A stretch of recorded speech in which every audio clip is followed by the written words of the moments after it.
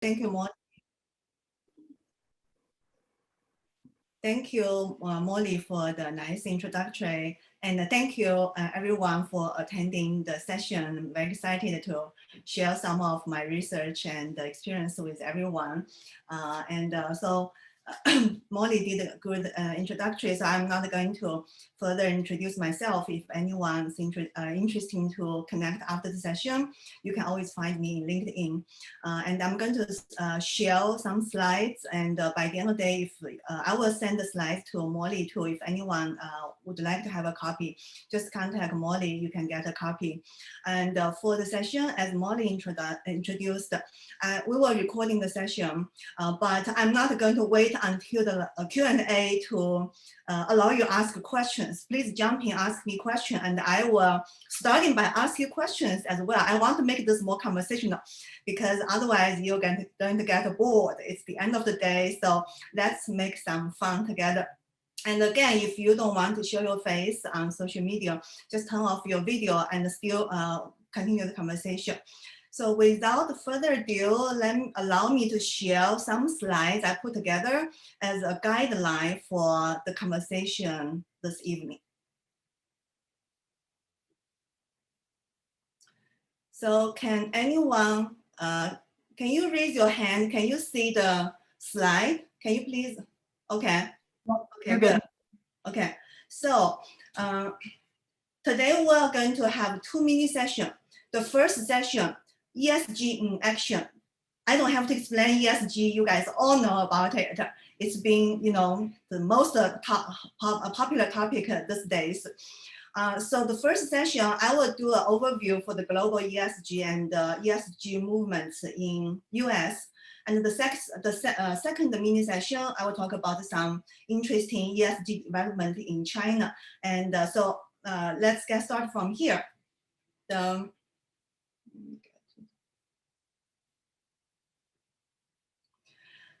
First, I want to, everybody know what we're going to cover today. We're going to cover some content about the global ESG overview and the ESG in US.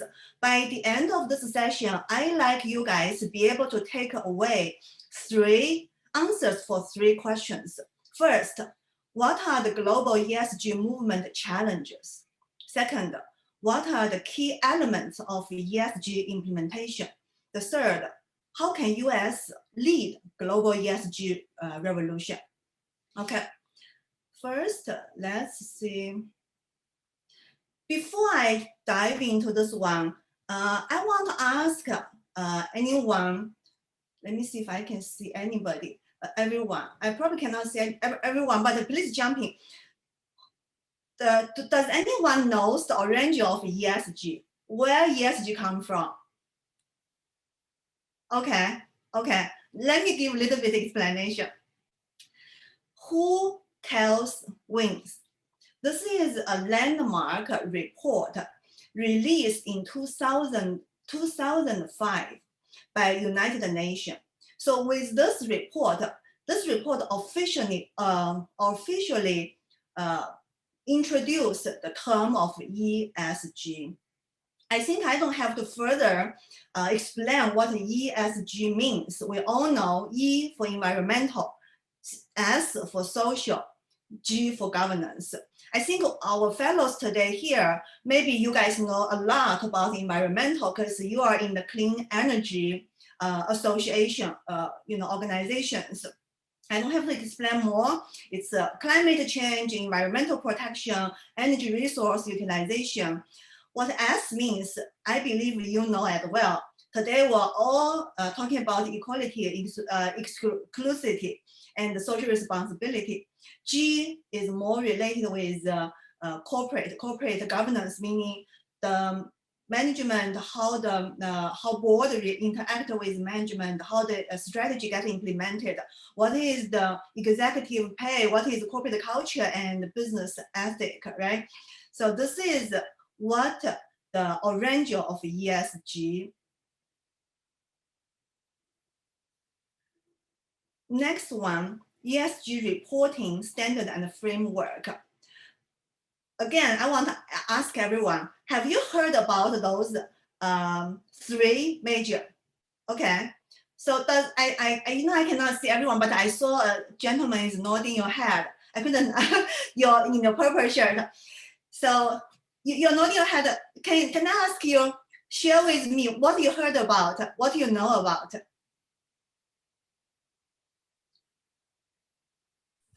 I don't know if that was me, but I was nodding Yeah, my it head. is So your Steven. It is your. for sure. Yeah. So I don't know a ton other than the fact that these are sort of acronyms or organizations that have been brought up on my radar in the past for sort of go-to places to check and see the membership of organizations or of certain companies within these organizations and see, if they're for real when it comes to some of their ESG reporting or if they're kind of doing stuff on their own. Okay, good enough. Today, I think one of the challenges we're going to talk about later is about the standard. When today everybody's talking about ESG, but what ESG really mean? How can we measure the ESG? We have so many companies, so many funds. They say they are ESG thing, they are implementing their ESG, but what ESG really mean, how good or bad people's doing, companies doing for ESG. Those are the standard and frameworks. And there is actually more than this. I'm just listing three major ones. But let me explain a little bit about each of those. SASB. SASB is very accounting-oriented standard. It's focused on materiality. With SASB, the standard is sector-specific, breakdown to 77 industries. So you can imagine how many of them. But because SASB focus on materiality, it's really trying to get onto the bottom of each factor, how material each factor means. So as of today, SASB standard is adopted by over 1,000 companies from US, Canada, UK, and other countries.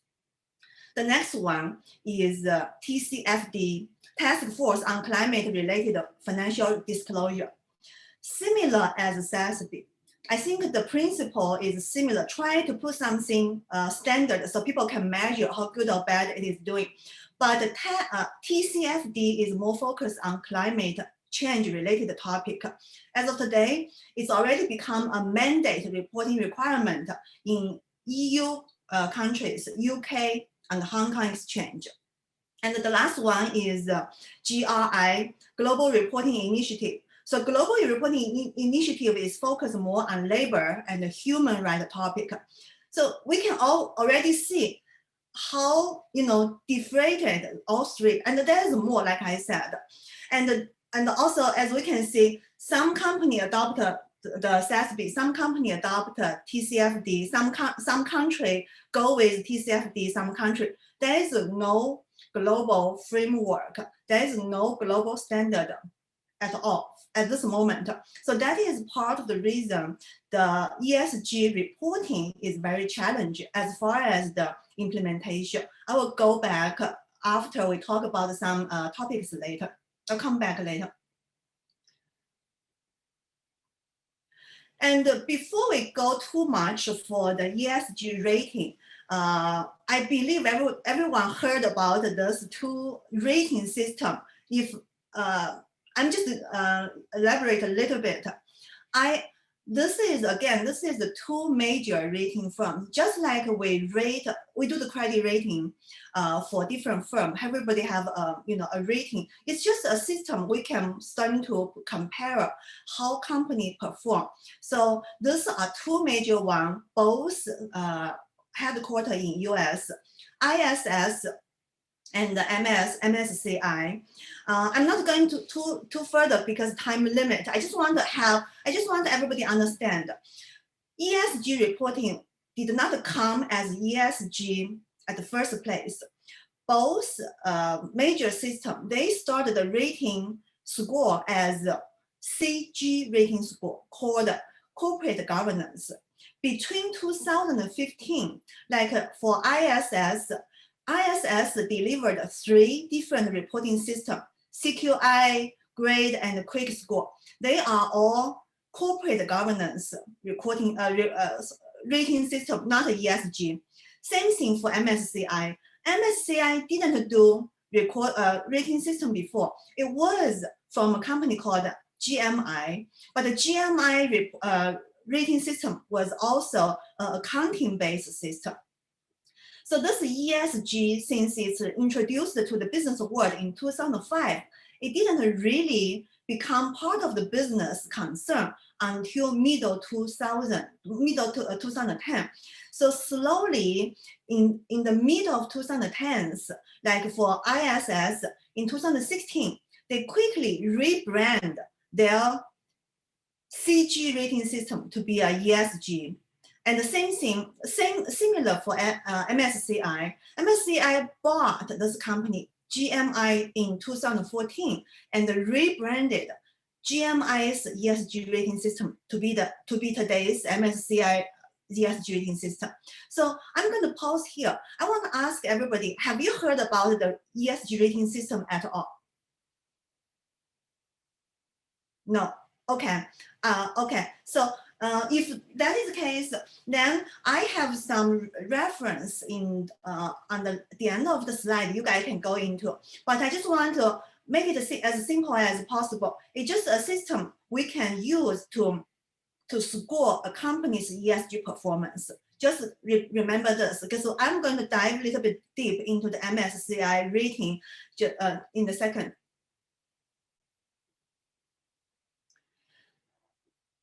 To give you an example, what the rating look like, MSCI developed, it's an index rating system, developed different indexes. This one called World, MSCI World ESG Leader. What this means, by world, it means not the entire world, it's a little bit confusion. It's the advanced country. So MSCI World ESG Leading covers 23 countries, 23 advanced countries. Out of those 23 advanced countries, it has over 6 different companies in the system. And here we only, when we use leaders, meaning the good performers. So in the leader index, we have 726 companies in MSCI World Leader Index. But this is not the most important thing I want you guys to remember today. What I want you to remember today is look at the top 10 list. Who are they? Microsoft, Google, they are all US companies, right? So that means US companies are the leaders. Even in the MSCI World Leader Index, the top 10 are all US companies. So we are leading. The US corporates are doing the best in their ESG performance. And also look at from year to year, from 2016 to 2021, what this rating means is how stable, Microsoft, how stable, AAA is the first score, is the top score in this index system. So Microsoft is a straight AAA score company, and it's a variety. But what I want everybody keep in mind is how stable our score is. Meaning in the US company, the ESG performance is relatively stable. We have our own system. Although the rating, the reporting standard are a little bit confusion today, but the company is able to develop their own way to perform, to improve their ESG performance. This is MSCI World Leader Index for 23 advanced countries. Next slide. I will introduce MSCI EM ESG Leader Index. What EM means, emerging market. Emerging market, most are developing market like China, India, South Africa, you name it. So the EM leader covers 27 emerging market. However, remember, we have less company participate in MSCI from the emerging market than from the advanced market. Remember, for the advanced market, we have 700 plus companies. Here, in the top leaders, only 494 companies. Another point I want to mention is, look at the countries. Who are those companies come from? They are from everywhere, right? Taiwan, TW Taiwan, CN China, ZA South Africa, IN India. So in the emerging market report, we have companies from different places, from different countries. Another point I want everybody to remember is, look at our scores. Remember, in the advanced country, we have Microsoft. They are AAA since 2016 or 17. However, for the emerging market country, we only have one company got a AAA literally this year. So that means the standard MSCI is using literally in favor of advanced country, because it's a benchmark on advanced country standard. It's benchmark on US. In US, we have the best resource, best knowledge, best technology, we have best everything. So when we use the same standard to rate the emerging market companies, obviously, they are improving. The reason they are the emerging market are emerging market because they are keep developing, they're still in the developing. So there is only one company in the emerging market got a AAA on MSCI index at the moment. We'll come back to this point later, just keep in mind. So the next one I want to talk about, challenge. Have you heard about this word, do it for real? Some maybe, some not. Okay, I would highly recommend, I run a podcast called Boardroom and Beyond. If you guys interested in, I would refer to one of the episodes I made with a Canadian ESG expert. Her name is MJ Morier. So this word is actually from MJ, do it for real. Do it for real, meaning company do not just claim we are ESG, we're doing ESG implementation, we are doing ESG investment. Do it for real. But what do it for real could be challenging for companies? Global framework. When we talk about the standard, reporting standard, we have SASB, we have TCFD, we have different standing report. So what is the global framework? If we try to compare different company in different country, what is a more fair benchmark for everyone? So we need a global framework to standardize how to rate ESG performance. And also corporate ESG implementation. I didn't have a chance to get to know everyone, but I'm assuming our fellows here, some of you from corporate, some of you maybe from banks or from different organizations. I know all the corporate today are trying to implement ESG, but what is the best practice? I have to say, there is no best practice yet.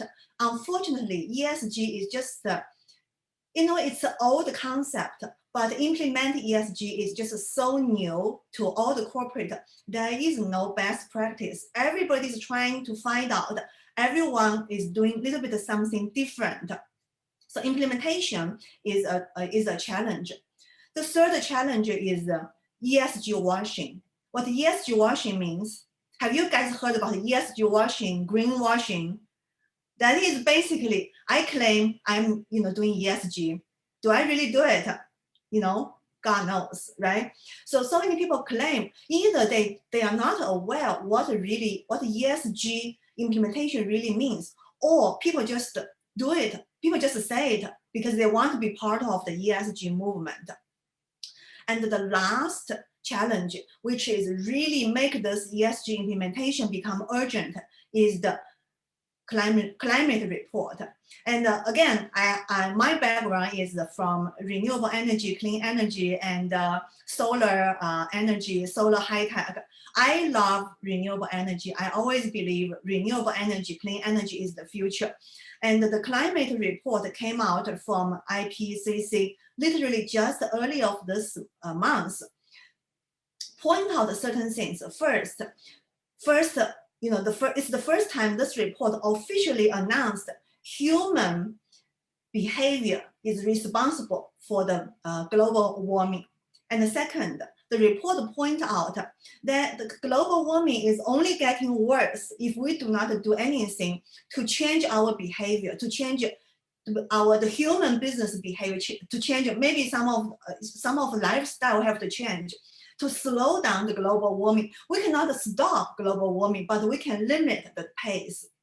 And the third, it's time for all the policymakers, for all the countries have to make policy, have to make requirement, make sure our corporate, our organizations, and our professionals, everybody understand how important the climate change is going to impact our life. How important if we do something right today, we can save the shared planet, for the future.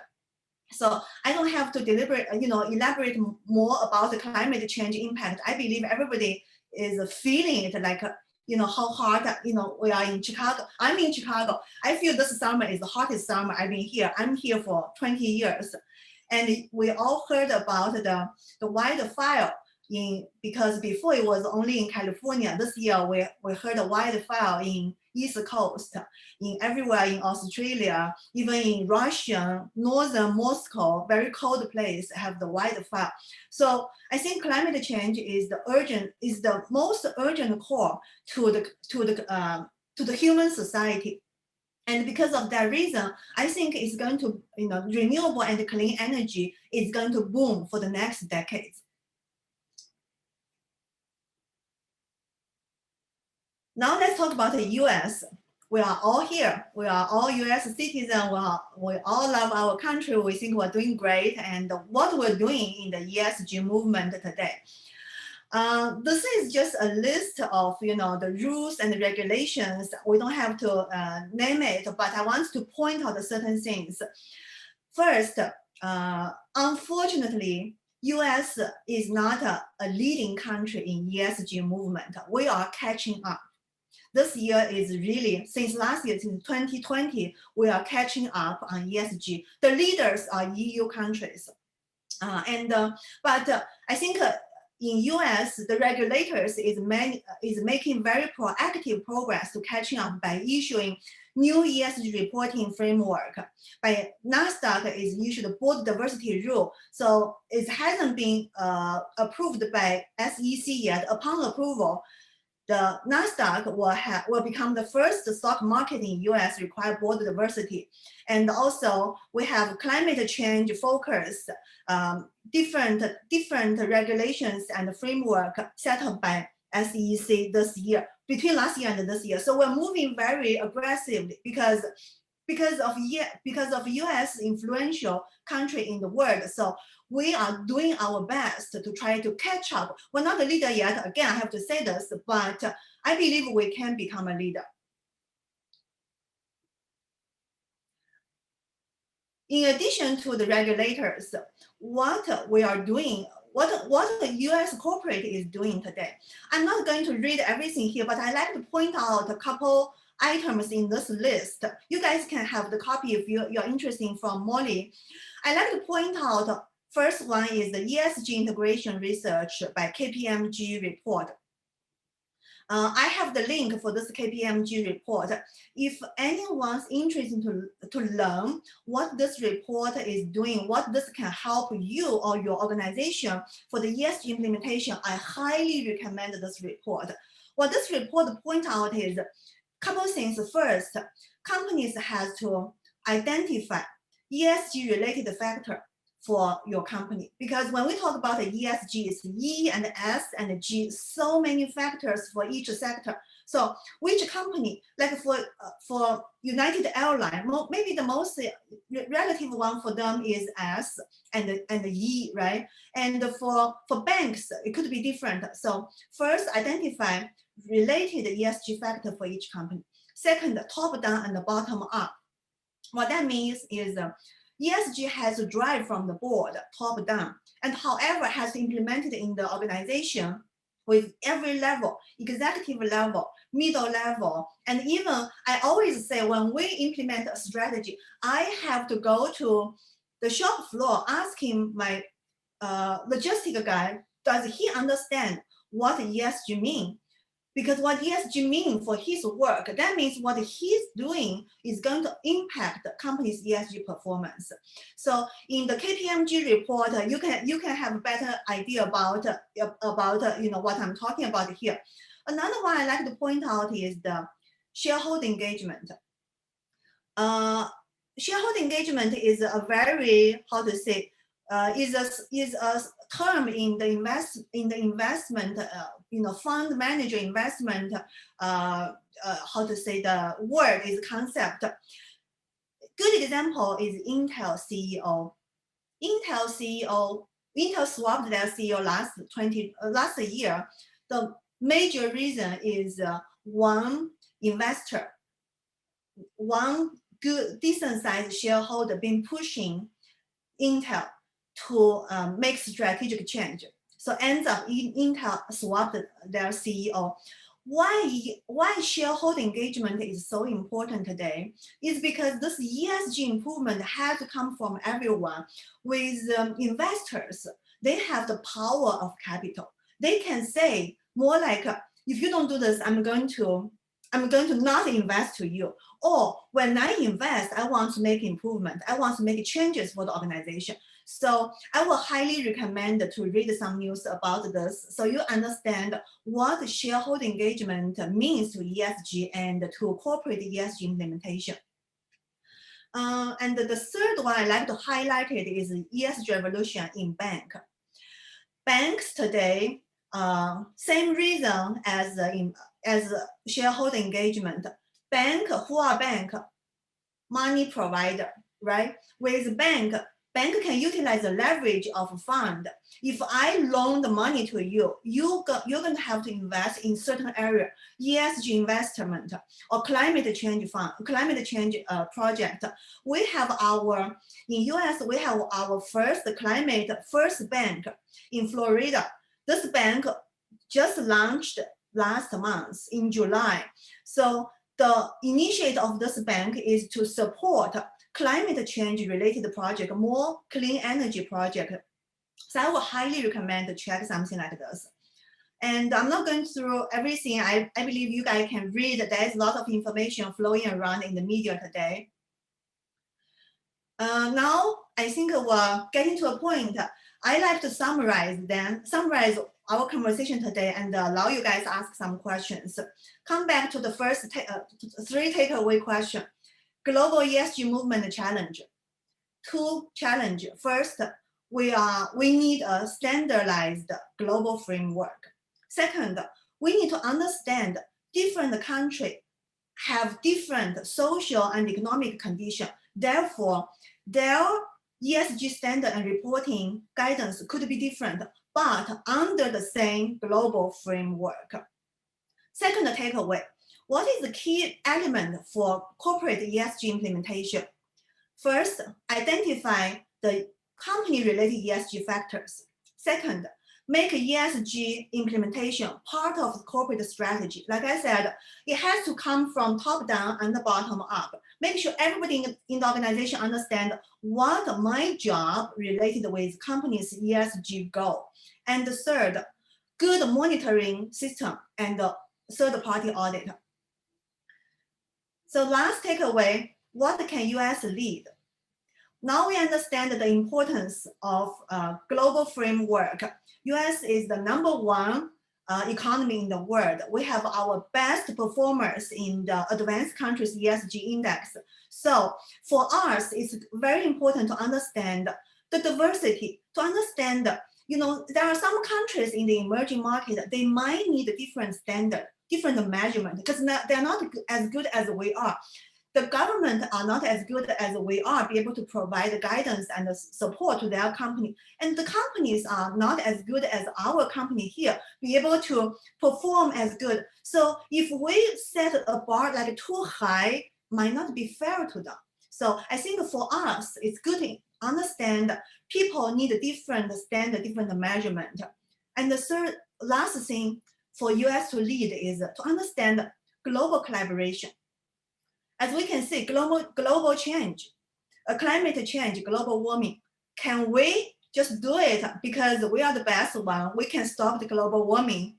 We can't. Unfortunately, just like COVID-19 this year, I always say, if one country suffers, everybody is suffering. We cannot close our board forever, right? We have to allow people to travel out. We have to allow other travelers coming into US. Same thing for climate change. Same thing for ESG implementation. So important for US government, corporations, and every professionals understand. Become a leader again, we need to collaborate with every country, with advanced country, emerging market countries, so we can reposition ourselves as a ESG leader. We are not today again, but I believe the United States will become a ESG revolution leader.